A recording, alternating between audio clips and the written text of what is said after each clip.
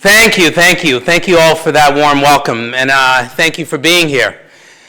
Please join me again in thanking our youth ambassadors, Ashton and Savannah.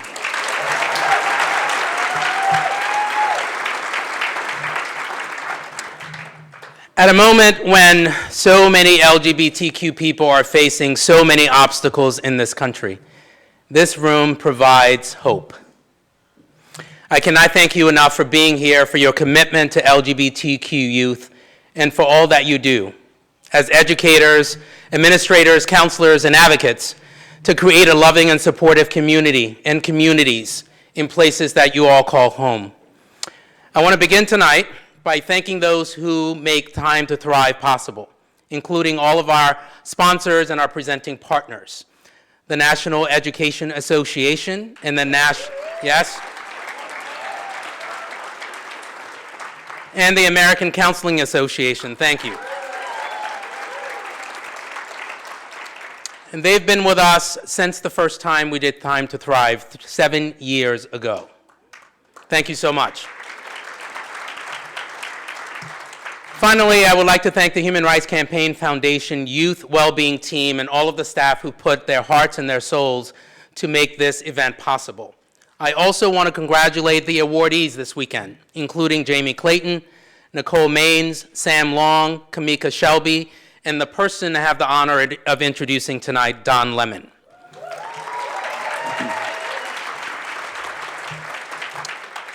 But before I do that, I want to briefly highlight some of the struggles that LGBTQ youth face today.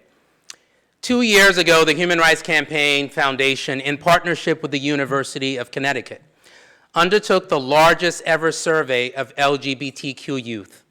More than 12,000 respondents, ranging in ages from 13 to 17, from every corner of the United States, participated in the survey. They told us something. They told us that they're not only experiencing heartbreaking levels of stress, anxiety, and rejection, but they also told us that they feel unsafe in their own classrooms. 77% reported feeling depressed. 95% reported trouble sleeping at night. 43% reported that they've been bullied at school within the past 12 months. 50% of trans and gender nonconforming youth said they can never use the restroom that aligns with their gender identity. And 65% said they try to avoid using the restroom all day while they're at school. 67% report that they've heard family members make negative comments about LGBTQ people. And trans youth are 2 times more likely to be taunted and mocked by their own family members. Now, only 26% said that they always feel safe in their school classrooms, 26%. And only 11% of the youth of color who were surveyed believe that their racial or ethnic group is regarded positively. Now, these numbers are harrowing, particularly because it is just a glimpse into the world of the LGBTQ young person living in this country today. These statistics show a devastating toll America's young people are experiencing as a result of family rejection, bullying by peers, harassment, and apathy on part of too many adults. It is always difficult for children to navigate complexity, but when you're LGBTQ, that complexity is even higher. And it can always also add stress, fear, anxiety, and isolation. But what we know from our history is that LGBTQ people are resilient. And especially that is true of our young people. Within the same survey we conducted 2 years ago, we found stories of empowerment, stories of activism, and stories of advocacy.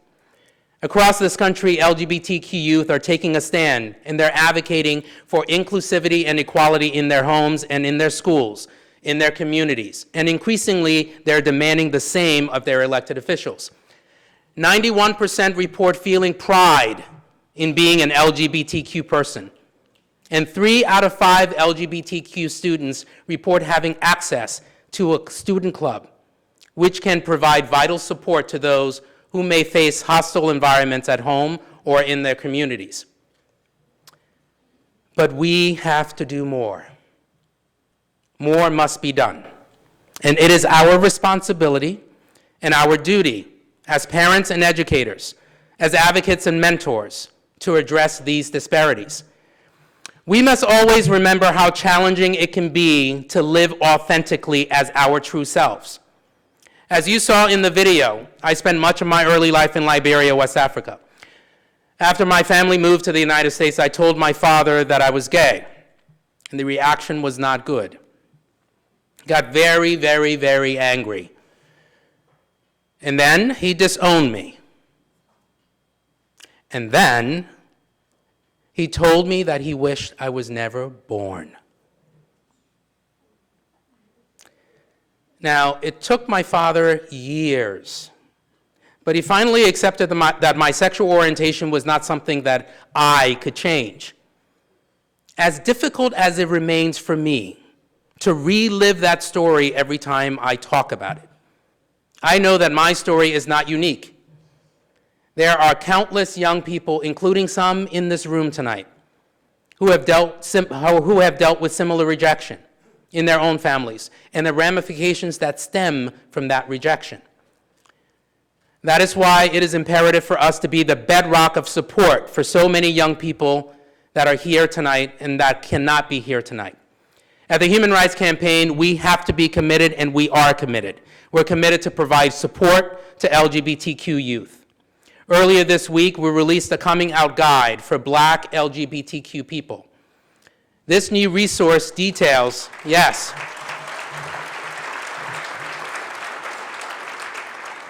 This new resource details the unique experiences of Black people when considering coming out, grappling with faith, grappling with issues within their own communities. It also details the ways in which Black culture and history are tied to our own queer identities. And it discusses the ways in which Black LGBTQ people must contend with the realities of systemic racism that influences all facets of our lives, including our own LGBTQ identities. Visibility is important. Role models are vital. And that brings me to you. All of you are role models in this room, and all of you are demonstrating how important visibility is. And it also brings me to our first honoree tonight, Don Lemon. He is the anchor of CNN Tonight with Don Lemon. Don joined CNN in 2006, and he has reported on stories including the shooting at the Pulse Nightclub in Orlando, the HIV and AIDS epidemic in parts of the continent of Africa, and he helped moderate HRC's historic presidential town hall with CNN last fall. Don came out as a proud gay Black man in 2011 in his memoir, Transparent. There was a risk in making his decision to come out. Don knew it, and he also weighed that risk. I'm certain that he thought of the young people here tonight in body and the young people that are here in spirit. And he realized that he could change lives by living openly and living authentically. A winner of the Edward R. Murrow Award and multiple Emmys, Don Lemon is one of the most prominent Black and gay men in television news today, and he continues to be an outspoken voice for the LGBTQ community in the media and beyond. Let's take a look at Don's storied career. To say about our first guest, he does weeknights on his hit show, CNN Tonight. Please welcome Don Lemon. So new tonight, and we've got a whole lot of news to get to tonight. The breaking news coming fast, and it's coming furious again tonight. And I ask you a very simple, direct question that's so easy to answer, and you sit here and you spin and you lie to my face. Tonight, Don is sharing a more personal story, his own story. I'm going to ask people to tell me the truth, and I'm going to try to expose truth. Then I need to be truthful about who I am. Do you think it's going to hurt you at all professionally? If there's not enough room for a gay anchor, gay Black anchor, or whatever it is, then my career will transform into something else. After my mom said, I'm okay with you saying everything, I'm okay with who you are, I love you. Then And who cares about that? Who Yeah, cared about anything else after exactly. that? Being gay and being African American has special significance, and being public. Name 5 high-profile African Americans who've come out in the last 10 years. How many out people with a platform, black men, gay men who are out? How many do you know? You. Let's see. And if no one speaks for that community, then who's going to? So can we talk about Kevin Hart? Kevin Hart's tweets from 10 years ago and homophobia. I would much rather say I'm sorry again and walk away, because I want to be done with the conversation. Many of us really need to keep the conversation going. It's life or death. It's important to me, it's important to the LGBT community, and it's important to the black community, and I am a proud member of both. So I feel obligated to speak out on this issue. What does it mean to be a Stonewall ambassador? Basically, it's just about being visible and also making young people aware of the significance of Stonewall. Just be who you are. That is my advice. Don't worry if no one believes in you but you. You should have enough courage and enough strength to walk into a group or to a room where there may be more people opposed to you than who are for you, and be able to speak your truth and tell them how you feel, and be able to walk in that authority, as I said, to be able to teach them what it's like to be someone like you. That's why it's still important to come out and say very simply, I'm gay.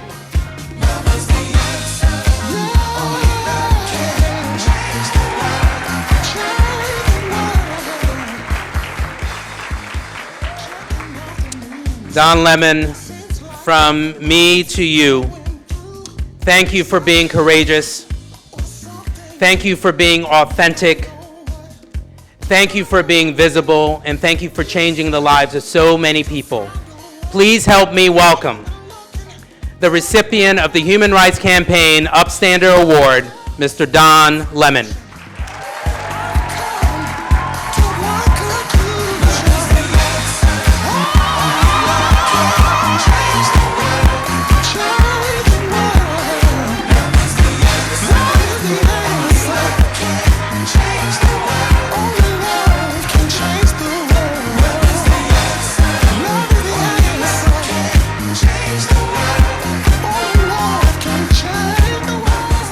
Oh my gosh.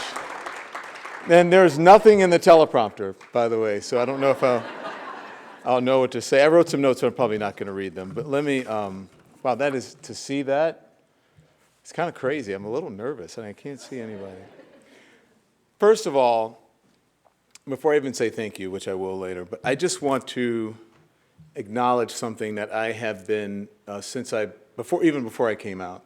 I would go to these events as a local anchor, as a local TV personality, and I would be either one of, if not the only, person of color in the room, simply because of my position. Even though I wasn't out in the community, people would invite me to do things, and I would always say, where are the people of color? Where are the black men? Where are the Latin men? Where are the black women? Where are the Latin women? And where are my trans brothers and sisters? And that has been since the late 90s, early 2000s. And here we are with someone like Alphonso David. Alphonso David is the head of HRC. Alphonso, I am glad that you were born. I am glad that you're alive. And so many people are happy that you're here, and they are the beneficiaries of all of your good work and all of your good deeds. So can we please give him a round of applause? I've been waiting for this moment for a long time. So I'm not gonna, they told me 3 minutes, I've already taken 3 minutes. I'm just gonna take my time and take as much time as I want. Because I'm here, I have to work tonight. I have to leave here as soon as I finish this, and I have to go. I don't know if you guys know who Andrew McCabe, the former FBI director, the one they decided not to prosecute today or drop the case. So I have to go interview him. So he's waiting on me. But I wanted to be here with you because this means so much to me. And thank you. Thank you. So you guys, so there is a point that I got to in my life where I realized I'm like the only out black gay guy on TV. And you know what? Yay. So I wish there were more, but I figured, you know how the president told black people, what do you have to lose? So what did I have to lose? I lean in, baby. Because if I don't lean in for you, who's going to lean in for you? Who's going to speak for the underserved communities? Who's going to speak for the people like you and me who don't have the opportunity to have a voice and to have the spotlight on them and to have their rights appreciated and recognized and put out before the world? So yes, I am a journalist, but I recognize that in that part of being a journalist, I'm also an American. I'm also gay.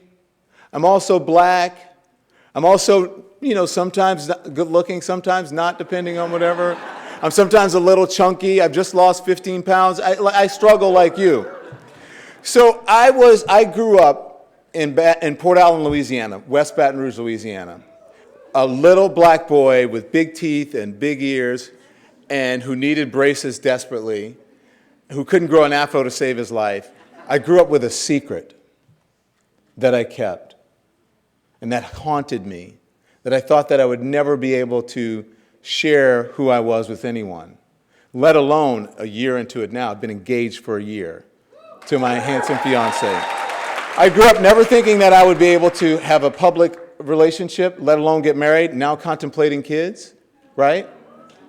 As I progressed and went to high school, still keeping that secret, then moving on to college, still keeping that secret, sneaking sometimes into the alternative bars, as we called them, back in the 80s in college. And then feeling invisible because I didn't look like the larger community. I wasn't a muscle boy. I didn't look like Clark Kent. No one paid attention to me. I thought I was ugly. I thought I was too skinny. I thought, well, there wasn't room for black guys in the community. And I look back at pictures now and I go, damn, I was a really cute twink and I didn't even know it. I was too busy being in my head. But that little boy is still inside of me. No matter how old you get, you realize that those concerns and all those things that you feel that are wrong with you, you carry those with you for the rest of your life. But let me tell you, I'm here to tell you, you can overcome all of that. You fake it until you make it, and I faked it until I made it. I faked it until I made it, and now that I'm here, I realize that I am happy to be the person that you can lean on. For the young people who come into my business, or the young people who call me and tell me, thank you for coming out. Thank you for being a role model to me. I watch you every night, and I realize that a gay man can be a television anchor. So I realize that I can be that role model, and I take on that awesome responsibility. And so let me just close by saying we live in very strange and tumultuous times. But guess what? We will be okay. We live in very strange and tumultuous times, but guess what? It is our time to thrive, even in that. There's power and safety in numbers. And so that helps us realize that it is our time to thrive. Even when our rights are being threatened, it is our time to thrive. Even when our transgender brothers and sisters, their rights are being threatened in the military, when the death rates among them are so high, it is our time to stand up. It is our time to thrive. So I'm telling you, please, I'm begging you, don't be weary. Don't be weary. You are the role models yourself. Look in the mirror and tell yourself, yes, we can do it. Tell yourself, it is our time to thrive. I appreciate your support. My business and me personally, we're under attack. And to be here to accept this award, to realize that there are people who are paying attention and who support me and what we do, it is unbelievably important, and I am humbled by it. And I thank you for this award, and I share this award not only with Alphonso, but I share it with each and every one of you. And I thank you so much from the bottom of my heart. Thank you, everyone, and good night.